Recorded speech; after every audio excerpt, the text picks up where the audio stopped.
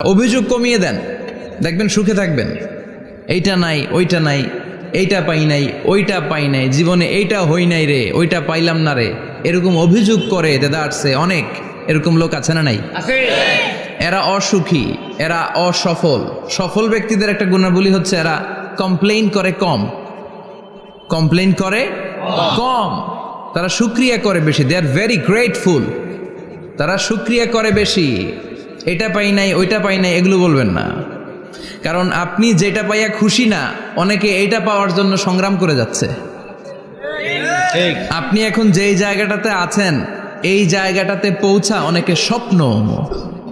আপনি এটা পেয়ে খুশি না, কিন্তু আপনার জায়গায় পৌঁছার জন্য অনেকে স্ট্রাগল করে যাচ্ছে, সংগ্রাম করে যাচ্ছে। আপনি যেই পজিশনে আছেন, শুধু এই পজিশনে আসাটাই অনেকের স্বপ্ন। তো শুকরিয়া করবেন না কেন? এজন্য সব সময় আমাদের বেশি বেশি শুকরিয়া করতে হবে। কার? রব্বুল আলামিন বলেন, কুল লাউ কানাল বাহরু মিদাদান লিকালিমাতি রাব্বি লানাফিদাল বাহরু ক্বাবলা আন তানফাদা কালিমাতু রাব্বি ওয়ালাউ জিনা বিমিসলিহি মাদাদা। সাগরের জলকে কালি করে, গাছের পাতাকে খাতা করে, তোমার মহিমা লেখা শেষ হবে না, যদিও লিখি প্রভু জীবন ভরে। সাগরের জলকে কালি করে, গাছের পাতাকে খাতা করে, তোমার মহিমা লেখা শেষ হবে না, যদিও লিখি প্রভু জীবন ভরে। সাগরের জলকে কালি করে, চিল্লায় বলেন ঠিক কিনা? সব সাগর মহাসাগরের জল যদি কালি হয়ে যায়, কি উপমা দিলেন আল্লাহ! সব সাগরের পানি যদি কালি হয়ে যায়, সব গাছের পাতাও যদি খাতা হয়ে যায়, আর সাগরের জল নামক কালি দিয়ে গাছের পাতা নামক খাতার উপরে যদি আমি আল্লাহর প্রশংসা তোমরা লিখতে শুরু করে দাও, সাগরের জল শেষ হয়ে যাবে, গাছের সব পাতাগুলো ফুরিয়ে যাবে, আমি আল্লাহর প্রশংসা করে শেষ করা যাবে না। সুবহানাল্লাহ বাড়িতে যায় বলবেন। সাগরের জল, চারটেখানে কথা। কয়টা সাগর দেখছেন আপনি? কয়টা সাগর ঘুরছেন? প্রশান্ত মহাসাগর দেখছেন আপনি? আটলান্টিক মহাসাগর দেখেছি আমরা? দেখি নাই। প্রশান্ত মহাসাগরের সবচেয়ে গভীর জায়গার নাম মারিয়ানা ট্রেঞ্চ। প্রায় 36,000 ফিট ওইটা ডেপথ, গভীরতা। কয় হাজার ফিট গভীর? আপনার বাড়ির যে পুকুর কয় হাত গভীর? হ্যাঁ, 36,000 ফিট। কেন ইমাজিন, কল্পনা করতে পারেন 36,000 ফিট গভীর এটা মারিয়ানা ট্রেঞ্চ, প্রশান্ত মহাসাগর। আর এই পৃথিবীর সবচেয়ে উঁচু যে পাহাড়টা, এটার নাম মাউন্ট এভারেস্ট। এটার উচ্চতা প্রায় অ্যাপ্রক্সিমেটলি রাউন্ড 29,000 ফিট। পাহাড়, পৃথিবীর সবচেয়ে উঁচু পর্বত শৃঙ্গ মাউন্ট এভারেস্ট 29,000 ফিট। আর পৃথিবীর সবচেয়ে গভীর সাগর, প্রশান্ত মহাসাগরের সবচেয়ে গভীর জায়গা মারিয়ানা ট্রেঞ্চ, ওইটা নাকি 36,000 ফিট। তাহলে ওই পাহাড়কে তুলে ধরে এনে প্রশান্ত মহাসাগরের সবচেয়ে গভীর জায়গা মারিয়ানা ট্রেঞ্চের উপর যদি ছেড়ে দেয়া হয়, পুরো পাহাড় ডুবে যাবে। সুবহানাল্লাহ নাই? পুরো পাহাড় ডুবে যাবে, উপরে পানি থেকে যাবে প্রায় 7,000 ফিট। আল্লাহু আকবার। এই পৃথিবীর দ্বিতীয় গভীরতম সাগরের নাম আটলান্টিক মহাসাগর। এ সাগরের সবচেয়ে গভীর জায়গার নাম হচ্ছে পুয়ের্টো-রিকো। এই পুয়ের্টো-রিকোর গভীরতা প্রায় 33,000 ফিট। কত? আর সবচেয়ে বড় পাহাড় 29,000 ফিট। তো এই সাগরেও যদি বড় পাহাড়টা, পৃথিবীর সবচেয়ে উঁচুতম পর্বত শৃঙ্গকে এনে ছেড়ে দেয়া হয়, পুরো পাহাড় পানিতে তলিয়ে তো যাবেই, এর উপরে আরো পানি থেকে যাবে 4,000 ফিট। সাগর, মহাসাগর, পানি বেশি না কম? জোরে বলেন। কি বিশাল এই আটলান্টিক মহাসাগর! লম্বায় তো অনেক বড়, আড়াআড়ি ভাবে এটারে ক্রস করে অনেক প্লেন, অনেক বিমান। আগে কনকর্ড ক্রস করতো হিথ্রো এয়ারপোর্ট থেকে জন এফ কেনেডি এয়ারপোর্টে ল্যান্ড করার জন্য। ঘন্টায় 1000 মাইল বেগে ছুটতো এই প্লেনগুলো। তারপরেও আড়াআড়িভাবে, লম্বায় না, আড়াআড়িভাবে আটলান্টিক মহাসাগরকে ক্রস করতে 3-4 ঘন্টা লেগে যেত। প্লেন যদি ঘন্টায় চলে 1000 মাইল বেগে, আর আটলান্টিক মহাসাগরের পাশ যেটা প্রশস্ত, এটা ক্রস করতে যদি 3 ঘন্টা লাগে, তাহলে পাশে কয় হাজার কিলোমিটার? 3000 কিলোমিটার। সুবহানাল্লাহ কইবেন না? এত বিশাল বিশাল সাগর। সাগর কি, মহাসাগর কি এই দুইটা, যে প্রশান্ত আর আটলান্টিক? না, ভারত মহাসাগর, উত্তর মহাসাগর, দক্ষিণ মহাসাগর, বঙ্গোপসাগর, কৃষ্ণ সাগর, ভূমধ্য সাগর, লোহিত সাগর, চায়না সাগর, শত শত সাগরে ভরপুর মহাবিশ্ব।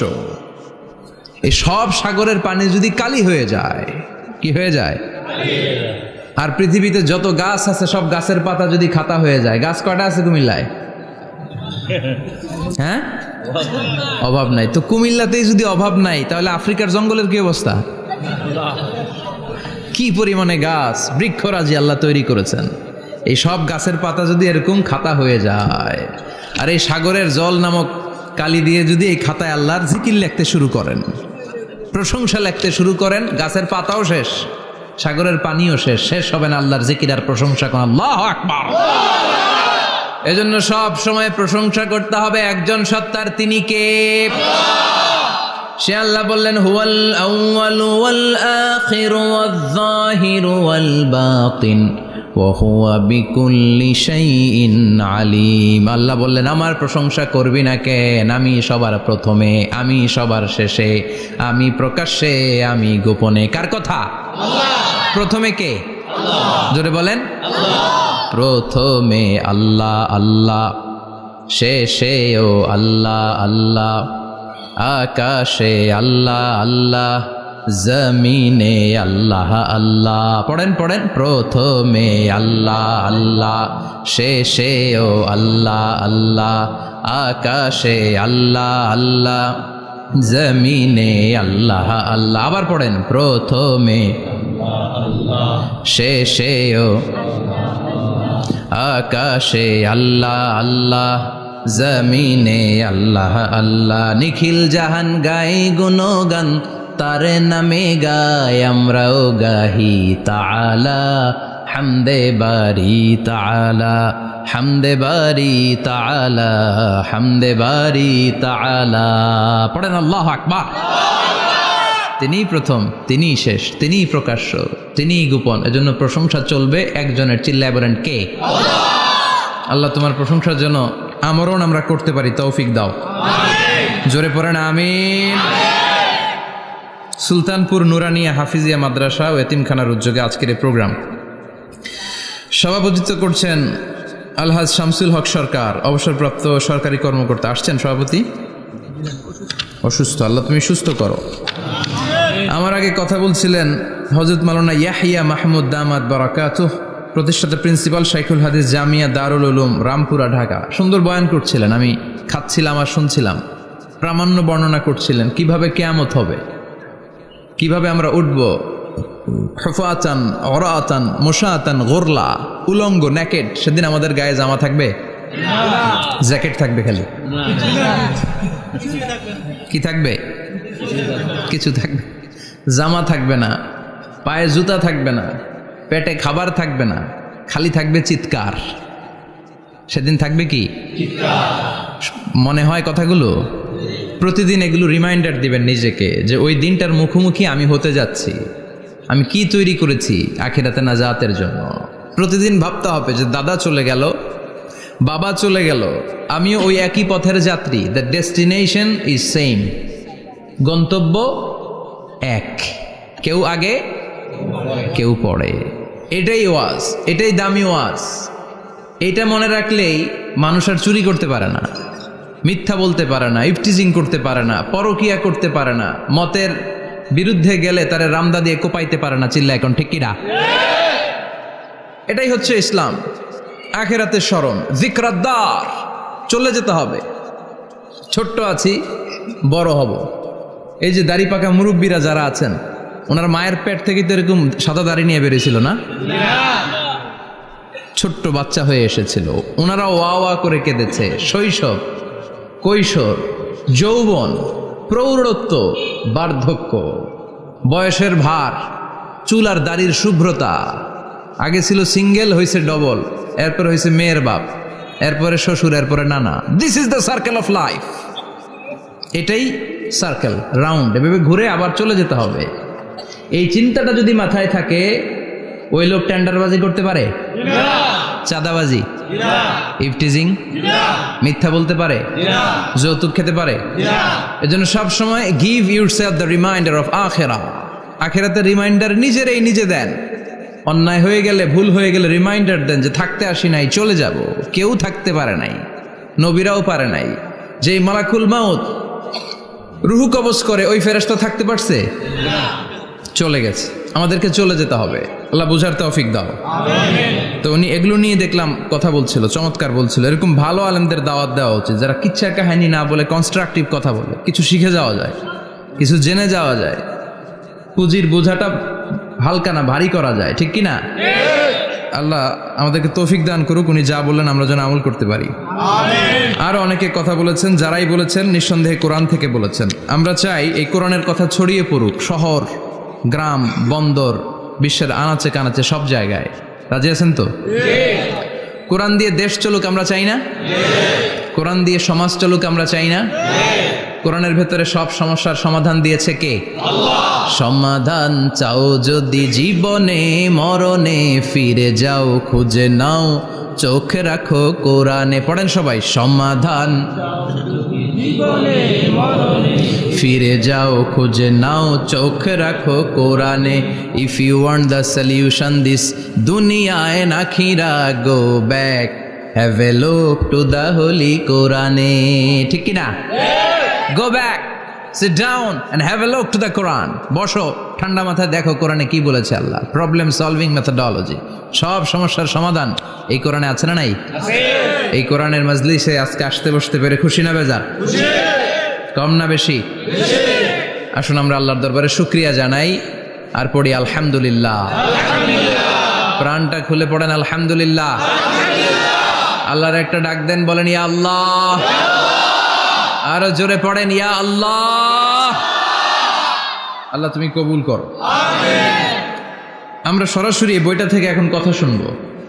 এই দেখেন, পৃথিবীর কোনো বইয়ে এত ময়লা থাকে না যত ময়লা থাকে কোরআনে। কারণ সমাধান দিবে তো, এজন্য ময়লা টয়লা নিয়ে সব সমাধান করে ফেলবে কোরআন। যত জায়গায় তাফসির করতে যাই ধুলাবালি মিশে থাকে। Quran for not your bookshelf, Quran is for your self. কোরআন আপনার বুক সেলফের জন্য না, কোরআন আপনার জন্য। আমরা বুক সেলফে রাখি, তাও নিচের তাকে না, উপরের তাকে, যাতে কেউ নাগাল না পায়। এরকম ডাকাইতে আছে না নাই? কোরআনের সাথে অ্যাটাচমেন্ট বাড়াতে হবে। You have to increase your attachment with the holy Quran. এটা এনলাইটেন করতে এসেছে আপনার জীবনকে, আলোকিত আলোকিত। এই যে আমরা কোরআনের উপর আলোকপাত করি না, এটা এনলাইটেন করে, আলো বিচ্ছুরিত করে, আপনার জীবনকে উজালা করবে। এজন্য কোরআনের সাথে সম্পর্ক বাড়াতে হবে, শুদ্ধভাবে পড়তে জানতে হবে, অর্থ জানতে হবে। আল্লাহ কি বলেছেন জানতে মনে চায় না? আসুন আমরা জানার চেষ্টা করি। আল্লাহ তুমি তৌফিক দাও, পড়েন আমিন। আমি আপনাদের খেদমতে সূরা ইয়াসিন থেকে তেলাওয়াত করছি, টের পাইছেন? ইয়াসিন মুখস্থ আছে কার কার? আর উঠবে না হাত? মাশাআল্লাহ। অর্ধেক মুখস্থ আছে কার দেখি? আচ্ছা, প্রথম 5 আয়াত মুখস্থ আছে কার? আচ্ছা, এই সূরার নাম আজকে প্রথম শুনছেন কে কে? হাত তোলেন। নাম সবাই শুনছে তাই না? আল্লাহ কবুল করো। আরো জোরে পড়েন আমিন। তো সূরাতু ইয়াসিন থেকে আজকে আমরা কথা শুনবো ইনশাআল্লাহ। পড়েন ইনশাআল্লাহ, যতটুকু আমাদের সাধ্যে কুলায়। এটা মাক্কি সূরা। সূরা ইয়াসিনটা কি সূরা? মাক্কি সূরা। বিশ্বনবীর জীবনে 2টা পর্ব, একটা মাক্কি পর্ব, একটা মাদানী পর্ব। একটা হচ্ছে মাক্কি ইনিংস আর একটা মাদানী ইনিংস। ক্রিকেটে ইনিংস থাকে, ফার্স্ট ইনিংস, সেকেন্ড ইনিংস, বুঝতে সুবিধা না? কমন পড়ছে সবার? তো এটা হচ্ছে বিশ্বনবীর মাক্কি ইনিংসের একটা সূরা। মাক্কি ইনিংসের বৈশিষ্ট্য হচ্ছে বিশ্বনবী তাওহীদের দাওয়াত দিয়েছেন, রিসালাতের দাওয়াত দিয়েছেন, আখিরাতের কথা বলেছেন, একটু নরম নরম কথা বলেছেন। কারণ চারদিকে খালি মাইর, চারদিকে কি কোরআনের কথা বললে মাইর আছে না? মার খেতে হয়, বকা শুনতে হয়, ঝুঁকি নিয়ে কথা বলতে হয়। চিল্লা এখন ঠিক কিনা? বিশ্বনবীরে বলা হলো এগুলো ছেড়ে দেন, এগুলো ছেড়ে দেন। সুন্দরী নারী দেব, টাকার পাহাড় দেব, ক্ষমতার চেয়ারে বসিয়ে দেব, সব দিব। এই হচ্ছে আমাদের 3 দফা। নারী দিব, সম্পদ দিব, ক্ষমতা দিব। বিষ্ণু বললেন আমার খালি 1 দফা। আমার কয় দফা? 1 দফা। লা ওয়াদাউ আশ-শামসা ফি ইয়ামিনি, সূর্য যদি ডান হাতেও দাও, ওয়াল কামারা ফি ইয়াসারি, চন্দ্র যদি বাঁ হাতেও দাও, এই কালেমার দাওয়াত থেকে 1 হাতও আমার পিছনে নেওয়া যাবে না। চিল্লা এখন ঠিক কিনা? মুমিন কখনো ভয় পায় না, মুমিন কখনো পিছু হটে না, মুমিন স্ট্র্যাটেজি চেঞ্জ করে, মুমিন কৌশলী হয়। এই রাস্তা দিয়ে যাওয়া যায় না, বৈশা বৈশা কেঁদে লাভ নাই, রাস্তা আরেকটা খুঁজতে হবে, আরেকটা রাস্তা বানায় নিতে হবে। এটাই হচ্ছে মুমিনের বৈশিষ্ট্য। আল্লাহ তুমি বোঝার তৌফিক দাও। তো বিশ্বনবীর মাক্কি ইনিংসের খেলার সিস্টেম ছিল ঠ্যাক দিয়ে খেলতেন। ক্রিকেটে কি বলে যে উইকেট বাঁচায় খেলতে হবে, তোমার উইকেট যাতে পড়ে না যায়, তো ঠেকায় ঠেকায় খেলে। তো বিশ্বনবী ঠেকায় ঠেকায় খেলছেন, আর 4 ছক্কা মারছে সব মাদানি ইনিংসে। সুবহানাল্লাহ নাই? মাদানি ইনিংসে বিশ্বনবী গর্জে উঠলেন, জ্বলে উঠলেন আপন শক্তিতে। রবি না? তো বিশ্বনবী মাদানি ইনিংসে যেটা করেছেন সেটা হচ্ছে সমাজ সংস্কার করেছেন। He was a very good reformer of the society, as a father, as a husband, as a reformer of the society, as a lawgiver, as a lawmaker, as a commander, and as a messenger. Muhammad is the superman of the world. স্বামী হিসেবে, বাবা হিসেবে, নেতা হিসেবে, নবী হিসেবে, সমাজ সংস্কারক হিসেবে, আইন প্রণেতা হিসেবে মুহাম্মদ হচ্ছেন এই পৃথিবীর জন্য সুপারম্যান। তার কোনো তুলনা হয় না, বিশ্বনবীর কোনো তুলনা হয় না। Beyondless, boundless, bottomless.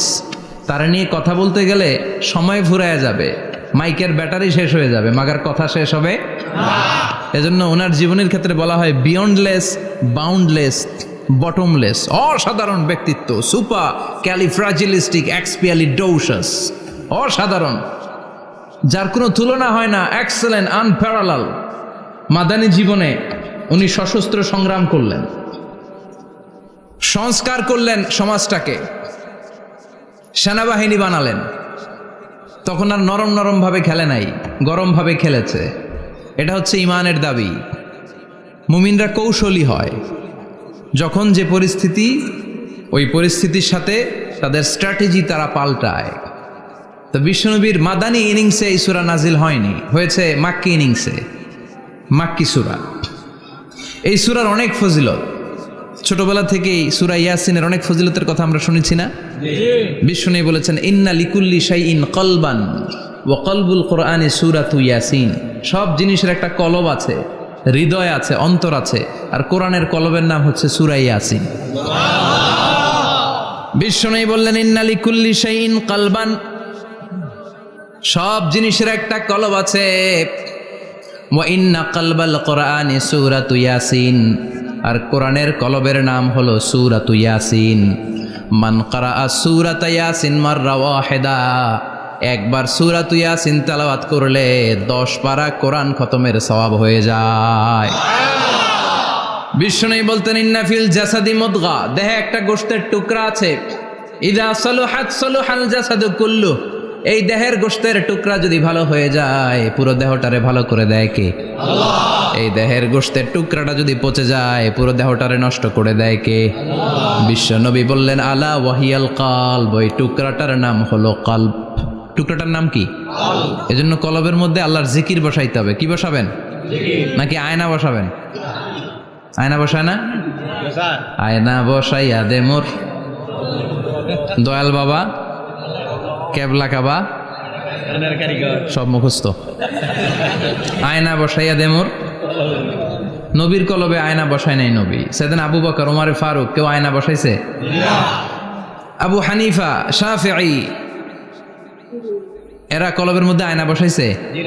বসাইছে জিকির। চিল্লায় বলেন বসাইছে কি? এজন্য আল্লাহ বললেন আলা বিযিক্রিল্লাহি তাতমাইন্নুল কুলুব। দুনিয়ার কোনো জিনিস দিয়ে কলব ঠান্ডা হয় না, দুনিয়ার কোনো জিনিস দিয়ে কলব পরিচ্ছন্ন হয় না। কলব শুধু পরিচ্ছন্ন হয় একটা জিনিস দিয়ে, লা ইলাহা ইল্লাল্লাহ, লা লা ইলাহা ইল্লাল্লাহু মুহাম্মাদুর রাসূলুল্লাহ সাল্লাল্লাহু আলাইহি ওয়াসাল্লাম। তাহলে কোরআনের একটা কলব আছে, আমাদের দেহে যেমনি কলব আছে, প্রতিটা প্রাণীর যেমনি কলব আছে, অন্তর আছে, কোরআনেরও কলব আছে না নাই? কোরআনের কলবের নাম চিল্লায় বলেন, কোরআনের কলবের নাম। আবার বিশ্বনবী বলতেন, ইকরাউ আলা মাউতাকুম সূরাত ইয়াসিন, তোমাদের মুমূর্ষু ব্যক্তিদের সামনে বসে সূরাত ইয়াসিন তেলাওয়াত করো। রূহ চলে যাবে, মৃত্যুর একেবারে দ্বার প্রান্তে দাঁড়িয়ে এই মুহূর্তে তার পাশে বসে পড়তে আরম্ভ করেন, ইয়াসিন ওয়াল কুরআনিল হাকীম ইন্নাকা লামিনাল মুরসালিনা আলা সিরাতিম মুস্তাকিম। ওই ব্যক্তির ঈমানের মৃত্যু দান করে দিবে কে? আল্লাহ। মৃত্যুর কষ্ট হালকা করে দিবে কে? আল্লাহ। আবার বিশ্বনবী বলতেন, রাত্রিবেলা যে ব্যক্তি একবার সূরাত ইয়াসিন তেলাওয়াত করে ঘুমাতে যায়, সকালবেলা নিষ্পাপ অবস্থায় তারে ঘুম থেকে জাগাবে কে? আল্লাহ। তাহলে এই সূরার মর্যাদা কম কম না বেশি বেশি? কলবুল কোরআন, এটা কোরআনের কলব, একবার পড়লে 10 পড়ার সওয়াব। আবার মুমূর্ষু ব্যক্তির সামনে বসে সূরা ইয়াসিন তেলাওয়াত করতে বলা হয়েছে, তাহলে মৃত্যুর কষ্টরে হালকা করে দেয় কে? আল্লাহ। আবার রাত্রিবেলা সূরা ইয়াসিন তেলাওয়াত করলে সকালবেলায় নিষ্পাপ বানায় দেয় কে? আল্লাহ। মনে থাকবে? কোরআনের কলবের নাম কি? ভুলে যাবেন না তো? বেশি বেশি তেলাওয়াত করতে রাজি আছেন? সকাল সন্ধ্যা তেলাওয়াত করবেন তো? সূরা ইয়াসিন ছাড়াও এই সূরার অনেকগুলো নাম তাফসীর গ্রন্থে পাওয়া যায়। এই সূরার একটা নাম হচ্ছে সূরাতুল কাদিয়া। সূরাতুল কাদিয়া, তাকদি হাজাতা কারিইহা। যে এই সূরা তেলাওয়াত করে, ওই তেলাওয়াতকারীর যে হাজত আছে, প্রয়োজন আছে, এই সূরার বরকতে আল্লাহ তার প্রয়োজন পূরণ করে দেয়। আমাদের জীবনে প্রয়োজন আছে না নাই? কার কাছে চাইবো? বিপদে পড়লে কারে বলবো? আমরা বিপদে পড়লে প্রথমে শেয়ার দেই ফেসবুকে। কোথায় শেয়ার? আগে শেয়ার দিব কার কাছে? মনে থাকবে? বিপদে পড়লে ফেসবুকে শেয়ার দিব না, বন্ধুরে শেয়ার করব না, বউয়ের কাছেও পরে শেয়ার করব, আগে শেয়ার করব কার কাছে? মনে থাকবে? এজন্য বিশ্বনবী বলতেন, এই সূরার নাম সূরাতুল কাদিয়া, মানুষের হাজত পূরণ করে দেয়। এই সূরা তেলাওয়াত করে যদি আপনি আল্লাহর কাছে কোনো বিপদ থেকে পানা চান অথবা কোনো প্রয়োজন নিয়ে দোয়া করেন, সূরার বরকতে প্রয়োজনটা পূর্ণ করে দেয় কে? আল্লাহ। কেউ যেটা পারে না পারে কে? আল্লাহ। কেউ যেটা দেয় না দেয় কে? আল্লাহ। কেউ যেটা শোনে না শোনে কে? আল্লাহ। তাহলে পেলাম সূরাতুল কাদিয়া।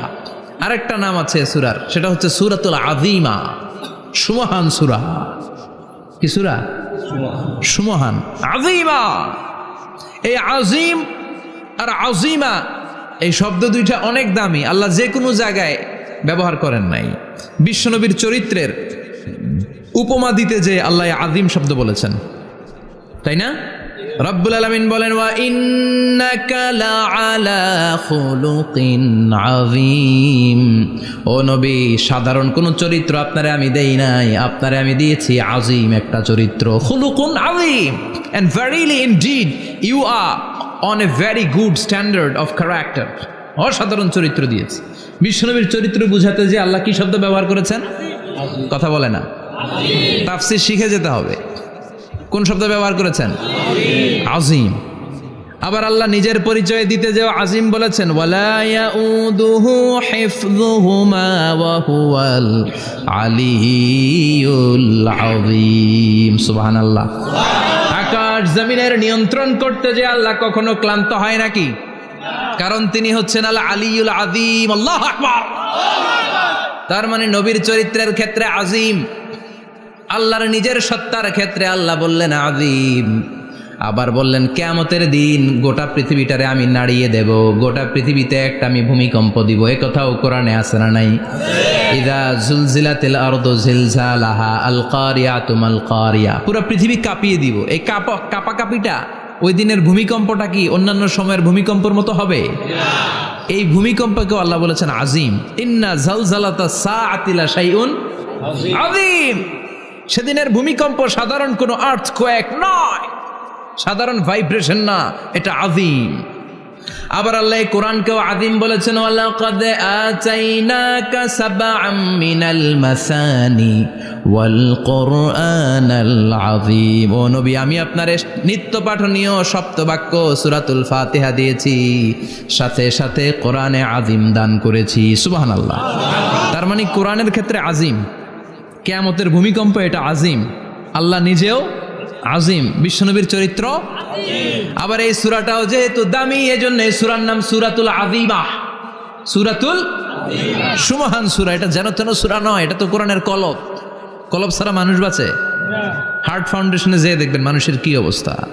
হৃদরোগ, হৃদয় যার নষ্ট, তার যে কত কষ্ট। এই যে কি পরানো লাগে এখন, রিং পরায়, এনজিওগ্রাম, এনজিওপ্লাস্টি করে আর্টারি ব্লক করে ফেলে। চর্বি, এত চর্বি আমরা খাই, এত গরুর গোশত আমরা খাই। মনে রাখবেন, যেই প্রাণীর পা বেশি ওইটার ভিতরে কোলেস্টেরল বেশি। মাছের কয় পা? হ্যাঁ, নাই, এখানে নাই, মাছের পাটা নাই, কোলেস্টেরলও নাই। মুরগির কয় পা? জোরে বলতে হবে। তার মানে কিছু কোলেস্টেরল আছে না নাই? গরুর কয় পা? কোলেস্টেরল বেশি না কম? এইবার কোন চিংড়ির কয় পা? সবচেয়ে বেশি কোলেস্টেরল কন্টেইন করে শ্রিম্প, প্রন, চিংড়ি। এজন্য এগুলো কম খাইতে হবে। তবে 40-এর আগে যারা আছেন ধুমায়া খান, 40-এর পরে এই যে মাটন, ল্যাম্প, ছাগলের গোশ, খাসির গোশ, চিংড়ি, এগুলো আপনার ডায়েট থেকে বাদ দিয়ে দিতে হবে। বুঝতে পেরেছেন? এজন্য এই সূরাটা যেন তেন সূরা নয়, এটা তো কোরআনের কলিজা, হার্ট, হৃদয়। এজন্য সূরাটা সূরাতুল আযীমা। সুবহানাল্লাহ পড়েন। তার মানে 1 নম্বরে পেলাম সূরাতুল কাদিয়াহ, 2 নম্বরে পেলাম সূরাতুল আযীমা, 3 নম্বরে সূরার আরেক নাম হলো সূরাতুল মুইম্মা। সূরাতুল মুইম্মা। মুইম্মার 2 অর্থ। এক অর্থ হচ্ছে এটার বরকতটা আম, সবার জন্য, যেই পড়ে সেই বরকত পায়, এজন্য মুইম্মা। আবার মুইম্মার আরেক অর্থ হচ্ছে যেই সূরা শত্রুকে অন্ধ করে দেয়। কি করে দেয়?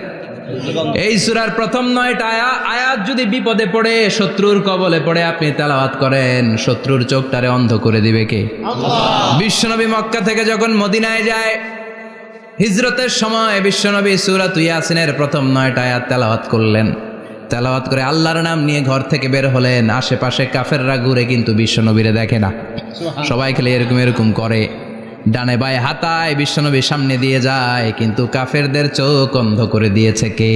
আল্লাহ। এজন্য কোরআন তেলাওয়াত করলে কাফেরদের চোখকে অন্ধ বানায় দেয় কে? আল্লাহ। এজন্য সূরার একটা নাম হচ্ছে সূরাতুল মুইম্মা। কি নাম? অন্ধ করে দেয়। তাফসিরে কুরতুবির মুসান্নিফ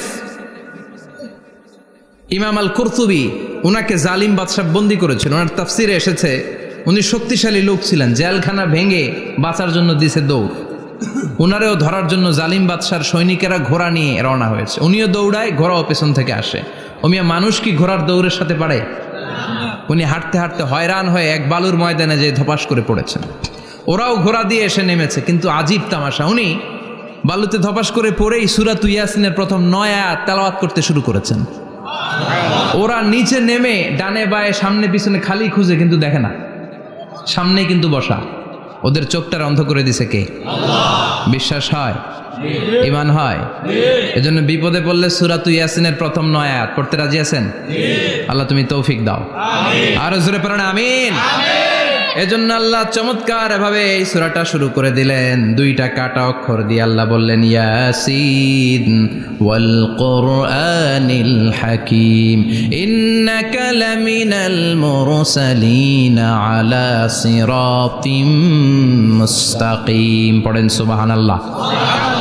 ইয়াসিন। সূরাটা শুরু করলেন কি দিয়ে? ইয়াসিন। এটা কি কোনো বাক্য? এটা কি কোনো শব্দ? এটা কি অক্ষর? 2টা। প্রথম অক্ষরের নাম, দ্বিতীয়টা আওয়াজ করে বলেন, প্রথম অক্ষরটার নাম, দ্বিতীয়টা। খুব চমৎকার না? বাক্য দিয়ে এই সূরাটা শুরু করে নাই। যেমন ইযা জুলজিলাতিল আরদু জিলজালাহা, এই সূরার প্রথম আয়াত, এটা একটা বাক্য না? জি। আচ্ছা। ওয়াদ-দুহা ওয়াল-লাইলি ইযা সাজা, বাক্য না? জি। কিন্তু ইয়াসিন, এটা কি কোনো বাক্য? না। এটা কি কোনো শব্দ? না, এটা কাটা 2টা অক্ষর। সুবহানাল্লাহ পড়েন। আল্লাহ 114টা সূরার প্রায় 29টা সূরা এরকম কাটা কাটা অক্ষর দিয়ে শুরু করেছেন। সুবহানাল্লাহ নাই? এই 29টা সূরা কখনো আল্লাহ একটা অক্ষর দিয়ে শুরু করেছেন, কখনো 2টা অক্ষর দিয়ে, কখনো 3টা দিয়ে, কখনো 4টা দিয়ে, কখনো 5টা দিয়ে। একটা অক্ষর দিয়ে আল্লাহ কোরআনের সূরা শুরু করেছেন, এরকম একটা সূরা বলেন। নুন ওয়াল কলামি ওয়া মা ইয়াসতুরুন। নুন, নুন দিয়ে সূরা শুরু হয়ে গেছে। তারপরে কফ, এক অক্ষর দিয়ে সূরা শুরু হয়ে গেছে। সুবহানাল্লাহ পড়েন। সুবহানাল্লাহ। এবার বলেন 2 অক্ষর দিয়ে সূরা শুরু হয়েছে এরকম সূরা বলেন। আমিন। এত দূরে যান কেন? এটা আছে না নাই? আছে, ইয়াসিন। ইয়াসিন, সুবহানাল্লাহ পড়েন। ইয়াসিন 2 অক্ষর দিয়ে। তারপরে হামিম। এবার 3 অক্ষর দিয়ে আল্লাহ সূরা শুরু করছেন এরকম। আলিফ লাম মিম তাসিন মিম। আল্লাহু আকবার। আবার 4টা অক্ষর দিয়ে সূরা শুরু হয়েছে এরকম আছে না নাই? আবেশার কোন? আলিফ লাম মিম র, আলিফ লাম মিম সদ আছে না নাই? আবার 5টা কাটা অক্ষর দিয়ে সূরা শুরু হয়েছে এরকম সূরাও আছে না নাই? সূরা মারিয়ামের শুরুতে কি আছে? কাফ হা ইয়া আইন সাদ। সুবহানাল্লাহ পড়েন। এরকম প্রায় 29টা সূরা আল্লাহ কাটা কাটা অক্ষর দিয়ে শুরু করেছেন, কোনো বাক্য দিয়ে নয়, কোনো শব্দ দিয়ে নয়। কি দিয়ে? হারফ দিয়ে। হারফ, এই হারফগুলোরে বলে হুরুফ আত-তাহাজ্জি বা হুরুফ আল মুকাত্তাআত, কাটা কাটা অক্ষর। মনে রাখবেন কোরআনের আয়াতগুলো 2 ভাগে বিভক্ত, একটা মুহকাম, একটা মুতাশাবিহ। মুহকাম মানে যেগুলোর অর্থ আমরা জানি, যেগুলোর ব্যাখ্যা আমরা জানি, যেটার ইন্টারপ্রিটেশন, এক্সপ্লেনেশন আমাদের জানা আছে। আর মুতাশাবিহ আমরা অর্থ জানি না, আমরা ব্যাখ্যা জানি না, এটা দিয়ে আসলে কি বুঝাইছে আমরা কেউ জানে না। জানে একজন, চিল্লায় বলেন তিনি কে?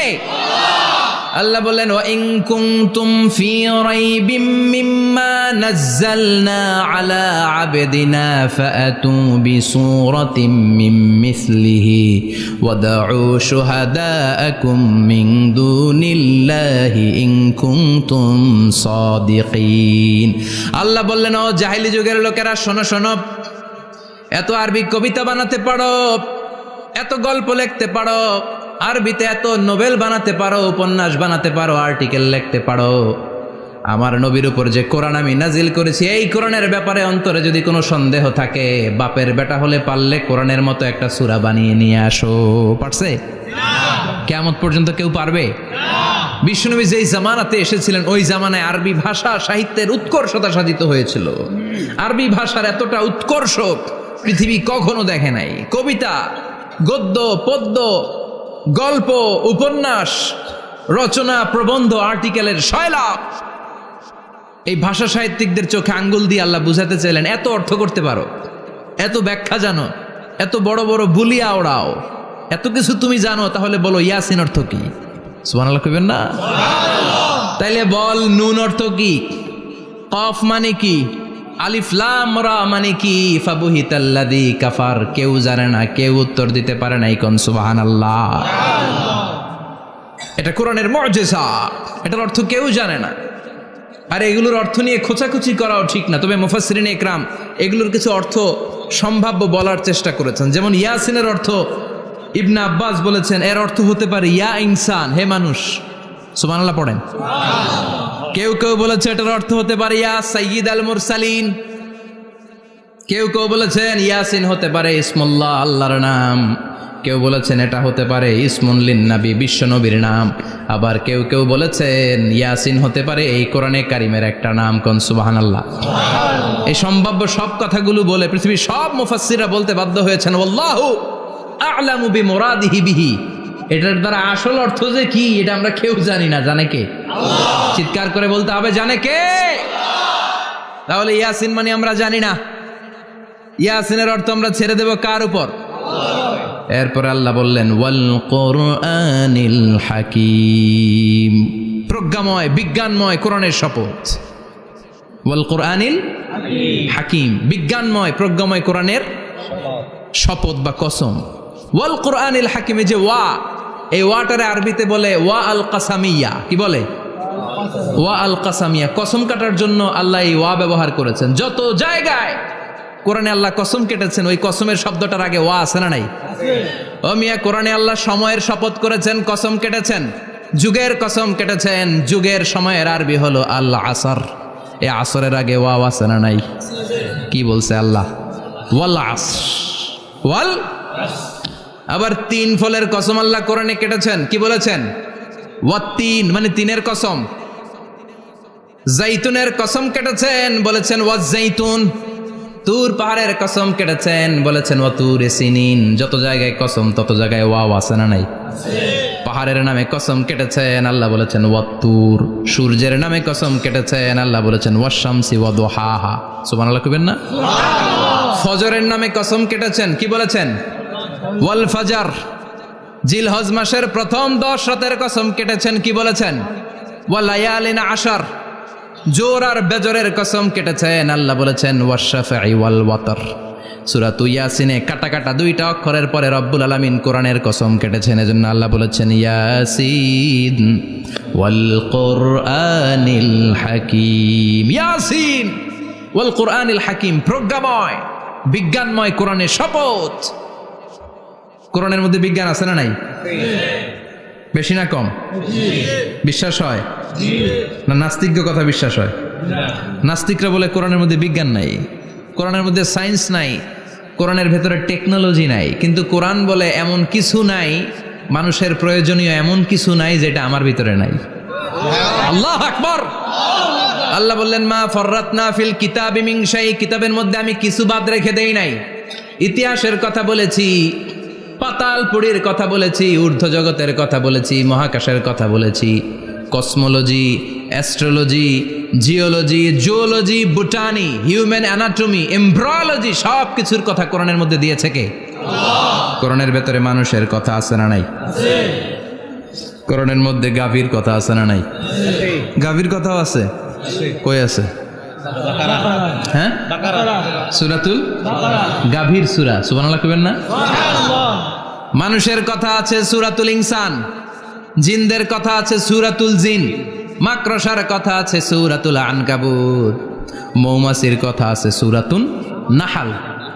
মৌমাছির কথা বলেছেন, দুধের কথা বলেছেন, প্রাণীর কথা বলেছেন, খাদ্যের কথা বলেছেন, মানুষের দেহ বৈশিষ্ট্যের কথাও বলেছেন। চিৎকার করে পড়েন আল্লাহু আকবার। আল্লাহ বললেন ওয়া আওহা রাব্বুকা ইলান নাহলি আনিত্তাখিযি মিনাল জিবালি বুয়ুতাও ওয়া মিনাশ শাজারি ওয়া মিম্মা ইয়ারিশুন। সুবহানাল্লাহ পড়েন। ওয়া আওহা রাব্বুকা ইলান নাহল, আল্লাহ মৌমাছির কাছে সিক্রেট মেসেজ পাঠিয়েছেন। সুবহানাল্লাহ পড়েন। ওহীকে আরবিতে বলে সিক্রেট মেসেজ। সায়েন্টিফিক আলোচনা শুরু হইতেছে, মনোযোগ আছে না গেছে? জিমানি ধরছে? হ্যাঁ, মনোযোগ আছে না গেছে? তাকবীর দেওয়া যাবে? জোরে না আসতে? শুরুতে বিবাহিতরা দেন, এরপরে অবিবাহিতরা দেন, এরপরে সবাই মিলে দেন। বিবাহিত কারা কারা দেখি?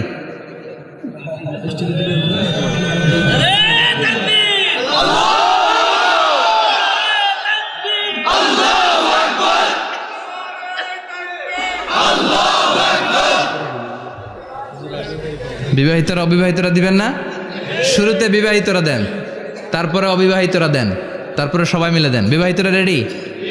দেখবো কাদের গলায় জোর বেশি। দেখি দেখি, বিবাহিতরা দেন। লিল্লাহি তাকবীর।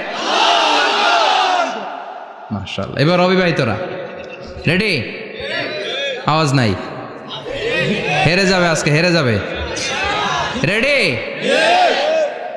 তাকবীর দাও, লিল্লাহি তাকবীর।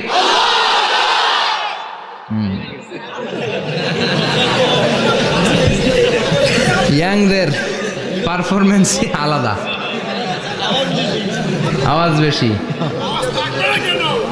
এবার সবাই মিলে 3টা লিল্লাহি তাকবীর, লিল্লাহি তাকবীর, লিল্লাহি তাকবীর। আল্লাহ মৌমাছিকে ওহী করেছেন। কি করেছে দেখেন, ওয়াল কুরআনিল হাকিম। আল্লাহ যে বললেন শেষ হবে না এই কথা। ওয়াল কুরআনিল হাকিম, বিজ্ঞানময় কোরআনের শপথ, প্রজ্ঞাময় কোরআনের শপথ। বিশ্বনবী বলেন লা তুহসা আজাইবুহু, কোরআনের আশ্চর্যান্বিতার কোনো শেষ নাই। ওয়ালা তাবলা গারাইবুহু, কোরআন কোনোদিন কারো কাছে পুরাতন মনে হয় না। ফিহি মাসাবিহুল হুদা, কোরআনের মধ্যে আছে হেদায়েতের মশাল। ওয়া মানারুল হিকমা, কোরআন হলো বিজ্ঞানের সুউচ্চ মিনার। লা তুহসা আজাইবুহু, কোরআনের আশ্চর্যান্বিতার শেষ নাই। যতই পড়বেন আপনি আশ্চর্য হয়ে যাবেন, যতই স্টাডি করবেন, যতই অধ্যয়ন করবেন, আপনার চোখকে খুলে দিবে কে? আল্লাহ। ওয়ালা তাবলা গরাইবহু, কোরআন কখনো পুরাতন হয় না। পুরান হয় নাকি? যার বয়স 50 বছর ধরে নামাজি মানুষ, প্রতি নামাজের প্রত্যেক রাকাতে কোন সূরা পড়া লাগে? তো 50 বছর যদি কেউ নামাজি হয়, তাহলে কত লক্ষবার উনি সূরা ফাতিহা পড়ছে উনি নিজে জানে? তারপরেও কোনোদিন কি মনে হয়েছে সূরা ফাতিহাটা একটু পুরান পুরান লাগে? আজকে কুল হল্লা দিয়ে শুরু করুন, কথা বলেন। পুরান লাগছে কোনোদিন? এত পড়ছে এটা, আজকে আর এটা না, আজকে আর একটা, এরকম মনে হয়? বলা চাপলা গরাইবহু, পুরান লাগে না। প্রতিদিন নতুন, প্রতিনিয়তই নতুন, অলওয়েজ নিউ, সব সময় নতুন। এজন্য বিশ্বনবী বললেন লা তুহসা আজাইবুহু, কোরআনের আশ্চর্যান্বিতার শেষ নাই। ওয়ালা তাবলা গরাইবুহু, কোরআন কখনো পুরাতন হয় না। ফিহি মাসাবিহুল হুদা, কোরআনের মধ্যে আছে হেদায়েতের মশাল। ওয়া মানারুল হিকমা, কোরআন হলো বিজ্ঞানের সুউচ্চ মিনার। সুবহানাল্লাহ। আল্লাহ বললেন ওয়া আওহা রাব্বুকা ইলান নাহাল, আমি মৌমাছির কাছে মেসেজ দিলাম, সিক্রেট মেসেজ। আনিত্তাখিযি মিনাল জিবালি বুয়ুতা, তোমরা পাহাড়ের মধ্যে তোমাদের বাড়ি বানাও, মৌচাক বানাও। অমিনা সাজার, গাছের মগ ডালে, বড় বড় ডালে তোমরা বাসা বানাও। ওয়ামিম্মা ইয়ারিশুন, উঁচু উঁচু জায়গায় মৌচাক বানাও, যাতে করে গ্রামের ছোট্ট ছেলেরা ঢিল মারতে না পারে। কোন সুবহানাল্লাহ। মৌমাছির আল্লাহ শিখাই দিছে। নিচু জায়গায় কোনোদিন মৌমাছির বাসা দেখবেন? নিচু জায়গায় সহজে নাগাল পাওয়া যায়, ধরা যায়। কথা কন। ডাল বে মগ ডালে ওঠা লাগে মধু খাইতে চাইলে। চিল্লায় বলেন ঠিক কিনা? আল্লাহ সিক্রেট মেসেজ দিলেন আর বললেন আনিত্তাখিযি। আলেম যারা আছেন বলেন তো, ইত্তাখিযি এটা কি মুজাক্কারের সিগা না মুয়ান্নাসের সিগা? কথা কইতে হবে। কেউ নাই এটার উত্তর দেওয়ার মতো? মুয়ান্নাস, মাশাআল্লাহ। এটা স্ত্রীবাচক শব্দ। আল্লাহ মৌমাছিকে যে মেসেজ করছে পুরুষ মৌমাছিরে কয় নাই, এটা নারী মৌমাছিরে কইছে। চিল্লা এখন সুবহানাল্লাহ। এখন গবেষণা করে দেখা গিয়েছে, কার্ল ভন ফ্রিচ একজন অস্ট্রিয়ান বিজ্ঞানী, উনি এটা নিয়ে গবেষণা করে 73 সালে 1973-তে নোবেল পেয়ে গেছে। এই আয়াতের উপর গবেষণা করে আল্লাহ কেমন করে সিক্রেট মেসেজ দিয়েছেন, কেমন করে মৌমাছি মৌচাকের বাসা বাঁধে, কেমন করে মধু আহরিত হয়, এটার উপর গবেষণা করে উনি একটা বই লিখেছেন, দ্য ডান্সিং বিজ। নেচে যাওয়া মৌমাছিগুলো, নাচতে নাচতে যেতে থাকা মৌমাছিগুলোর উপর একটা বই লিখে, দ্য ডান্সিং বিজ লিখে উনি নোবেল প্রাইজ পেয়েছেন এই মধুর উপরে। চিল্লায় পড়েন আল্লাহু আকবার। এখন কোরআনের আয়াত থেকে বোঝা গেল আনিত্তাখিযি মিনাল জিবালি বুয়ুতা, আল্লাহ নারী মৌমাছিকে বলেছেন মৌচাক বানাও, তোমাদের মধু রাখার জন্য বাসা বানাও। কার্ল ভন ফ্রিচ গবেষণা করে পেয়েছে মৌচাকের বাসা বানানো হয়, মধু আহরণ করা হয়। যেই মৌমাছিটা নেতৃত্ব দেয় এটা পুরুষ মৌমাছি নয়, এটা হলো মহিলা মৌমাছি। কোন সুবহানাল্লাহ। পুরো মৌচাকের মধ্যে মধু আহরণ, মধু নেওয়া, পুরো প্রসিডিউরটা সারার জন্য কোনো পুরুষ মৌমাছি লিডিং দেয় না, লিডিং দেয় একটা নারী মৌমাছি, স্ত্রী মৌমাছি। এজন্য ইত্তাখিয, ম্যাসকুলিন জেন্ডার ইউজ না করে আল্লাহ বলেছেন ইত্তাখিযি। নারী মৌমাছিকে আল্লাহ অ্যাড্রেস করে বলেছেন যাও মৌচাক বানাও আর এটার মধ্যে মধু আহরণ করো। চিল্লায় পড়েন আল্লাহু আকবার। আল্লাহ বললেন ইত্তাখিযি মিনাল জিবালি বুয়ুতা, পাহাড়ের মধ্যে ঘর বানাও। মিনাস সাজার, গাছের বড় ডালের মধ্যে ঘর বানাও। ওয়া মিম্মা ইয়ারিশুন, উঁচু উঁচু জায়গায় ঘর বানাও। উনি গবেষণা পেয়েছেন এই মধুর মধ্যে অসাধারণ কিছু ন্যাচারাল অ্যান্টিসেপটিক আছে। কি আছে? Natural antiseptic. এটার নাম হচ্ছে প্রপিলিস। প্রপিলিস নামে একটা লিকুইড পাওয়া যায় মৌচাকের মধ্যে। এটা কাটা জায়গায় লাগা দিলে স্যাভলন, ডেটল কিছু লাগানো লাগবে না। ওই প্রপিলিসের কারণে আপনার কাটা জায়গা এমনি শুকিয়ে যাবে। সুবহানাল্লাহ পড়েন। দ্বিতীয় বিশ্বযুদ্ধে রাশিয়ান যত সৈনিকরা যুদ্ধে আহত হতো, ওরা আলাদা করে অ্যান্টিসেপটিক খাইতো না, ওরা মধু আইনা লাগাই দিত আর সুস্থ হয়ে যেত। সুবহানাল্লাহ পড়ে। নিউজিল্যান্ডের কিছু বিজ্ঞানীরা আবিষ্কার করেছে মৌমাছির হুলের ভিতরে রেমিটিক ফিভারের অ্যান্টিবায়োটিক আছে। অনেকের বাত জ্বর হয়, বাতের ব্যথা থাকে না? থাকে, মুরব্বীদের বেশি হয়। ওই জায়গার মধ্যে যদি আপনি মৌমাছি এনে ঢুকাই দিতে পারেন, মৌমাছির হুল লাগাই দিতে পারেন, ভালো হয়ে যাবে। মৌমাছি যখন হুল ফুটে আরাম লাগে না অনেক? খাইছেন? কামড় খাইছেন? হ্যাঁ, মজা লাগে। তো নিউজিল্যান্ডের এই গবেষকরা এরা আবিষ্কার করেছে যে মৌমাছি যদি হুল ফুটিয়ে দেয়, ওইখানে বাতের ব্যথা থাকলে, বেদনা থাকলে এটা ভালো হয়ে যাবে। আমি নিজে দেখেছি, বিবিসি একটা ডকুমেন্টারি, ইজিপশিয়ান একজন ফিজিশিয়ান, চিকিৎসক, উনি ওনার বাতের ব্যথায় আক্রান্ত যত রুগীরা আছে ওদের গায়ের মধ্যে মৌমাছি এনে এনে নিজে নিজে হুল ফুটায়। রুগী চিৎকার মারে, ও মাগো, ও আল্লাহ গো, কিন্তু একদিন পরে ব্যথা নাই, আর কয় ভালো হয়ে গেছি। সুবহানাল্লাহ কইবেন না? তো এজন্য এই কার্ল বন ফ্রিজ 1973-তে দ্য ডান্সিং বিজ লেখে গোটা বিশ্বকে তাক লাগিয়ে দিয়েছে। তার গবেষণার প্রতিটি পয়েন্ট কোরআনের এই আয়াতের সাথে মিলে যায়। চিৎকার করে পড়েন আল্লাহু আকবার। এই যে আমরা মধু খাই, এই মৌচাকের ভেতরে অন অ্যান অ্যাভারেজ অ্যারাউন্ড 60,000 মৌমাছি থাকে। 3 ভাগে, একটা হচ্ছে কুইন বি, একটা মেল বি, আর একটা হচ্ছে ওয়ার্কার বি। একটা থাকে রানী মৌমাছি, এর নেতৃত্বে সবাই চলে। আর একটা থাকে মেল বি, পুরুষ মৌমাছি, বংশ বাড়ানোর জন্য এদের কাজে লাগে। আর সব হচ্ছে ওয়ার্কার বি, সবাই কাজ করে। আল্লাহ বললেন সুম্মা কুলি মিন কুল্লি সামারাত ফাসলুকি সুবুলা রাব্বিকি যুলুলা। আল্লাহ সিক্রেট মেসেজ দিয়ে বললেন, গাছের উপরে বাসাবাদ, পাহাড়ের উপরে মৌচাকের বাসাবাদ, উঁচু উঁচু জায়গায় তোমরা তোমাদের বাসা বাঁধো। সুম্মা কুলি মিন কুল্লি সামারাত, এরপর এলাকার যত মিষ্টি মিষ্টি ফুল আছে, ফল আছে, ওখান থেকে রস নিয়ে আসো। সুবহানাল্লাহ। পুষ্পরস সংগ্রহ করে মধুগুলো, এটার বলে sweet nectar. They collect the sweet nectar from the flowers. এবং মধুর মধ্যে এত চমৎকার জিনিস থাকার কারণ হচ্ছে মৌমাছিগুলো ওই এলাকার সব ধরনের ফুল, ভালো ভালো সুগন্ধযুক্ত ফুল ফল থেকে রস নিয়ে আসে। তো ওই গাছগুলোর মধ্যে বনাজি গাছ আছে না নাই? ঔষধি গাছ আছে না নাই? এজন্য মধুরে বলা হয় সব রোগের ঔষধ। যত বনাজি ঔষধি গাছের নির্যাস আর পুষ্পরস আছে, সব আল্লাহ মধুর ভিতরে ঢুকায়া মধুকে আল্লাহ ন্যাচারাল ভ্যাকসিন বানিয়ে দিয়েছেন। চিল্লায়ে পড়েন আল্লাহু আকবার। আল্লাহ বললেন সুম্মা কুলি মিন কুল্লি সামারাত, সব ফল আর ফুল থেকেই নেকটার পুষ্পরস নিয়ে আসো। ফাসলুকি সুবুলা রাব্বিকি যুলুলা, যেমন যেমন গিয়েছিলা পথ চিনায় আবার ফিরে আসো। ইয়াখরুজু মিন বুতুনিহা শারাব, এরপর তাদের পেট থেকে বের হয় শারাব। মুখতালিফুন আলওয়ানু, এক একটা মধুর কালার হয়ে যায় এক এক রকম। কোন সুবহানাল্লাহ। সরষে ফুলের মধু একটু সাদা সাদা হয় না? আমি হচ্ছি মধু খাওয়ার পোক। আমি দেশে বিদেশে যেখানে গিয়েছি ফ্রেশ হানি আমি অনেক খুঁজেছি। ইয়ামানি একটা মধু পাওয়া যায়, ইয়ামানের সাওয়াহিলি এলাকায়, পাহাড়ি এলাকায়, একেবারে কুচকুচে কালো। আবার অনেক মধু আছে কিছুটা খয়েরি এবং হলুদ বর্ণের, কিন্তু সরষে ফুলের যে মধুটা এটা অনেকটা সাদা। এই পুষ্পরস নিয়ে মৌমাছিগুলো মৌচাকের মধ্যে ঢেলে দেয় না, এগুলো খেয়ে ফেলে। প্রত্যেকটা মৌমাছির পেটের ভেতরে আল্লাহ 2টা করে স্টোমাক দিয়েছে, পাকস্থলী। সুবহানাল্লাহ পড়েন। এটাই Karl von Frisch the dancing bees বইয়ের মধ্যে লিখেছে গবেষণায়, যে 2টা পাকস্থলী।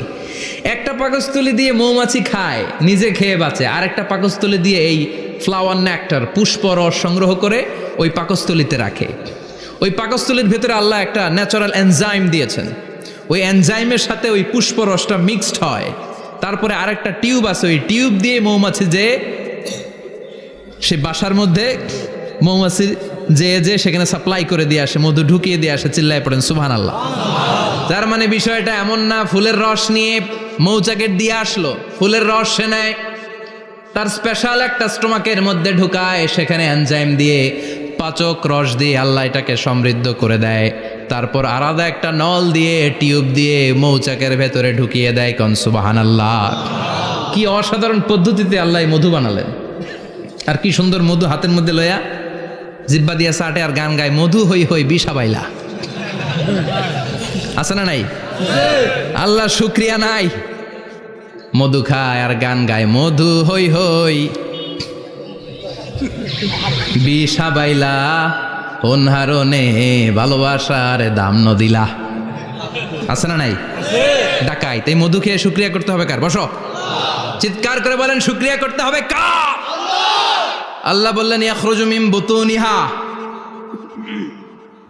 এটা মধু সরাসরি চলে আসে না, ওর পেট থেকে বের হয়। মুখতালিফুন আলওয়ানুহু, বিভিন্ন রঙের মধু আছে না নাই? ব্ল্যাক কালারের মধু হয়, হোয়াইট হানি হয়, অর্গানিক হানি হয়, ক্রিমড হানি হয়। কত ধরনের মধু যে আল্লাহ পৃথিবীতে রেখেছে তার ইয়ত্তা নাই। এরপর আল্লাহ বললেন ফিহি শিফাউন লিন্নাস, মধুর ভেতরে শিফা দিয়েছে কে? আল্লাহ। এজন্য বিশ্বনবীর খাদ্য তালিকার মধ্যে মধু আছে না নাই? বিশ্বনবী সুগন্ধযুক্ত ওলা মধু খেতেন, দুর্গন্ধযুক্ত ওলা কোনো মধু মুখে নিতেন না। সুবহানাল্লাহ। বিশ্বনবীর জামানায় মাগাফির নামে একটা মধু ছিল, দুর্গন্ধযুক্ত। এটা কখনো বিশ্বনবী মুখে নিতে চাইতেন না। সুগন্ধযুক্ত মধু সবসময় বিশ্বনবী খেতেন। বিশ্বনবীর স্ত্রীরা এই সুগন্ধিযুক্ত মধু বোতলের মধ্যে প্রিজার্ভ করে রাখতেন বিশ্বনবীকে দেওয়ার জন্য। বিশ্বনবী প্রাণ ভরে এগুলো পান করতেন, সুবহানাল্লাহ। বিশ্বনবী যে সমস্ত খাদ্যগুলো পছন্দ করতেন হাদিসে এসেছে, বিশ্বনবী রুটি খেতেন, খেজুর খেতেন, খেজুর, খেজুর চিনেন, বালাহ, তামার, দুধ খেতেন, এই মধু খেতেন, জব খেতেন, বার্লি খেতেন, লাউ খেতেন, রুম্মান, ডালিম ফল, আনার ফল, আনার চিনেন, আনার, এই আনার খেতে পছন্দ করতেন বিশ্বনবী। মাশরুম খেতেন, মাশরুম, মাশরুম চিনেন, ব্যাঙ্গের ছাতার মতো। রেস্টুরেন্টে ইদানিং মাশরুমের স্যুপ পাওয়া যায়, এটা খাবেন। যাদের চোখের জ্যোতিতে সমস্যা, দৃষ্টিতে সমস্যা, খাবেন। হাদিসে এসেছে আল কামআতু মিনাল মান ওয়া মাউহা শিফাউন লিল আইন। মাশরুম হলো মান্না সালোয়ার মতো খাবার। মাশরুমের স্যুপ যারা খাবে, চোখের জ্যোতি যাদের কম, তাদের চোখের জ্যোতি বাড়িয়ে দিবে কে?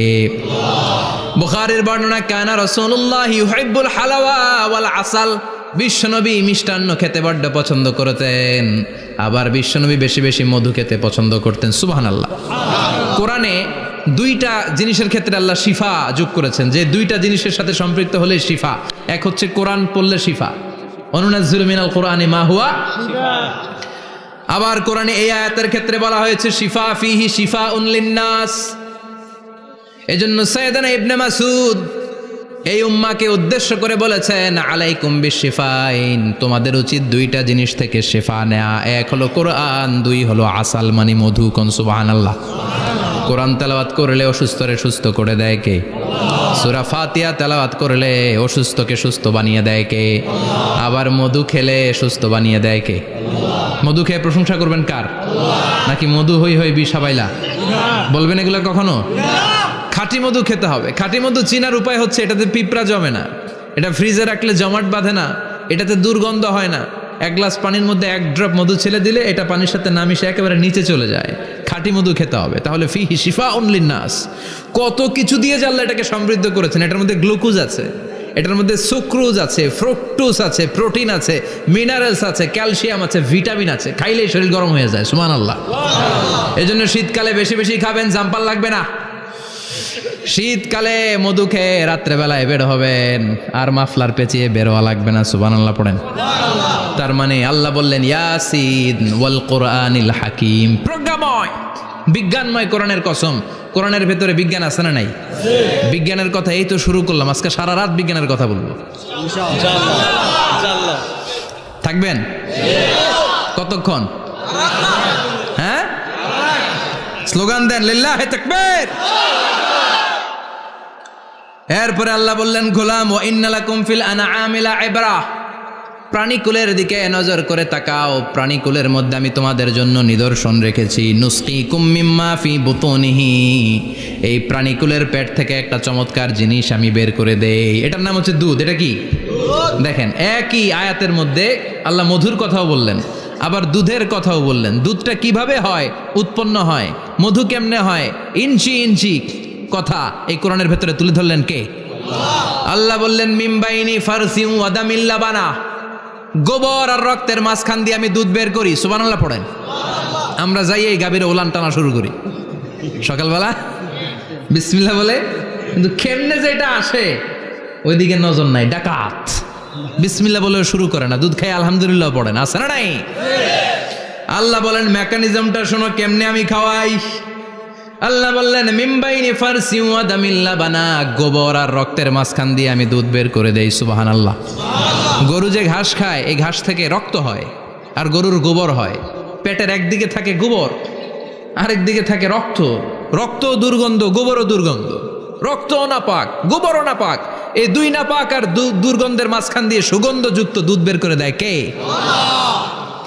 আল্লাহ বললেন মিমবাইনি ফারসি ওয়া দামিল লাবানা, গরু যে খাবারগুলো খায় ওই খাবারের এক পাশ দিয়ে গোবর হয়ে যায় আর এক পাশ দিয়ে রক্ত হয়ে যায়, মাঝখান দিয়ে দুধ বের করে দেয় কে? What a amazing mechanism of discharging milk from animal's body. What an amazing mechanism. একদিক দিয়ে গোবর দুর্গন্ধ, আরেক দিক দিয়ে ঘাস খাওয়ার কারণে রক্ত হয়, মাঝখান দিয়ে দুধ বের হয়ে যায়, সুবহানাল্লাহ। আবার বাছুর ছাড়া দুধ পাওয়া যায় না। গাভী আছে কার কার? হাত তোলেন তো। বাছুর ছাড়া দুধ পাওয়া যায়? শুধু গাভী, বাছুর নাই, দুধ আসবে? আবার এই যে বিশাল বড় ওলান 20 কেজি দুধ দেয় প্রতিদিন, এই ওলান কাটলে দুধ পাওয়া যায়? এক ফোঁটা দুধও ওলানটা কেটে টুকরা টুকরা করলে আপনি পাবেন না। এটা আলাদা মেকানিজম, এটা ভিতর থেকে একটা নির্যাস। বাছুর নিয়ে দুইটা ঢু মারবেন, ওই নির্যাস দিয়ে দুধ বেরোতে থাকবে, গোবর আর রক্তের মাঝখান দিয়ে চিৎকার করে পড়েন আল্লাহু আকবার। এজন্য বিশ্বনবী বলতেন বেশি বেশি দুধ খাও। দুধ হলো সুষম খাদ্য। পৃথিবীতে আবিষ্কৃত যত খাবার আছে, দুধের চাইতে ভালো খাবার আছে নাকি? কথা কন। মানুষ পানি খেয়ে 3-4 দিন বাঁচে জানেন, আর পানির মধ্যে লবণ দিলে 7-8 দিন বাঁচতে পারবেন। আর দুধ পাইলে আজীবন বাঁচবেন। দুধ খেয়ে যদি হজম করতে পারেন, দুধ খেয়ে হজম করতে পারলে আজীবন বেঁচে যাবেন। সুষম খাদ্য। বিশ্বনবী যে রাতে মেরাজে যাবেন, সিদরাতুল মুনতাহা পার হওয়ার পরে বিশ্বনবীর পরীক্ষা শুরু হলো। বিশ্বনবীকে বুখারীর বর্ণনা 3টা গ্লাস দেয়া হলো। কাদাহ ফিহি লাবান, এক গ্লাসের মধ্যে দুধ ছিল। ওয়া কাদাহ ফিহি আসাল, আর এক গ্লাসের মধ্যে ছিল মধু, আর এক গ্লাসের মধ্যে ছিল মদ। কাদাহুন ফিহি খামার। বিশ্বনবীকে 3টা গ্লাস দিয়ে বলা হলো নবী চুজ করেন কোনটা নেবেন। এক গ্লাসে মধু, আর এক গ্লাসে দুধ, আর এক গ্লাসের মধ্যে বিশ্বনবীকে দেয়া হলো মদ। বিশ্বনবী বললেন যে এই গ্লাসের ভেতরে দুধ আছে, আমি ওই পেয়ালাটা নিলাম। সাইয়েদনা জিব্রাইল বললেন ইয়া রাসূলুল্লাহ আখাস্তাল ফিতরা, আপনি যেমন নিছেনও তেমন। সুবহানাল্লাহ কইবেন না? বিশ্বনবী দুধ খেতে পছন্দ করতেন। আর বিশ্বনবী বলতেন আলাইকুম বি আলবানিল বাকার, বেশি বেশি গরুর দুধ খাবা। ফাইন্নাহা তুরাম্মু মিনাল আশজার, কেননা এটা সবুজ লতা পাতা ঘাস পাতার নির্যাস। গরু কি খায়? ঘাস খায় না? এই ঘাসের নির্যাস হচ্ছে দুধ। বিশ্বনবী বলতেন বেশি বেশি দুধ খাবা। ফিহি শিফা, এর মধ্যে শিফা আছে। ফি লাবানিহা শিফা ও লুহমিহা দা, গরুর দুধে আছে শিফা, গরুর গোশতের মধ্যে আছে রোগ। সুবহানাল্লাহ কোন। কত বড় ফিলোসোফার বিশ্বনবী। বিশ্বনবী বলে গিয়েছেন গরুর দুধ বেশি খাও, কিন্তু গোশ বেশি খাইও না।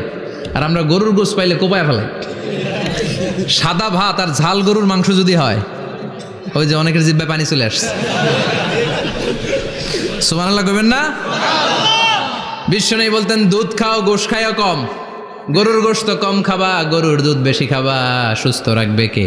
আল্লাহ। আবার বিশ্বনবী মায়েদেরকে বলেছেন ও মায়েরা, সন্তান হওয়ার পরে 2 বছর দুধ খাওয়াবা। আল্লাহু আকবার।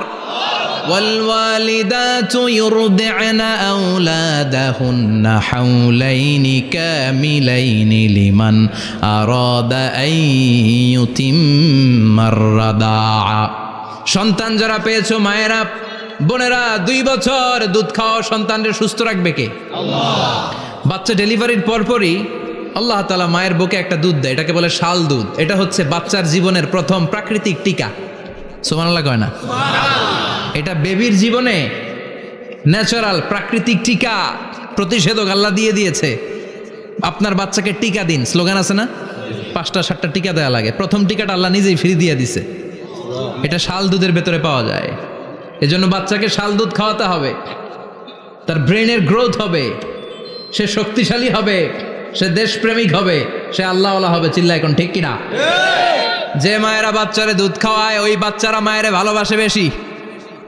আর যেই মা গুলো বাচ্চারে দুধ না খাওয়ায় আর ডানু খাওয়ায়, আর কি কি আছে? হরলিক্স আর সিরালেক, কমপ্লেট।